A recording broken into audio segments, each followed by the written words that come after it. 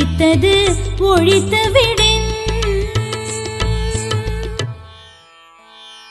உலகம் இகழ்ந்து பேசும் தீய ஒழுக்கத்தை விட்டுவிட்டால் மொட்டையடித்தலும் சடைவளத்தலும் ஆகிய புறக்கோலங்களும் வேண்டாதவையாகும். பக்தி இருக்கணும் மனசிலே, புத்தி இருக்கணும் தொழிலிலே. பக்தி இருக்கணும் மனசிலே, உன் புத்தி இருக்கணும் தொழிலிலே. எத்துகள் பேசி கடவுளையே,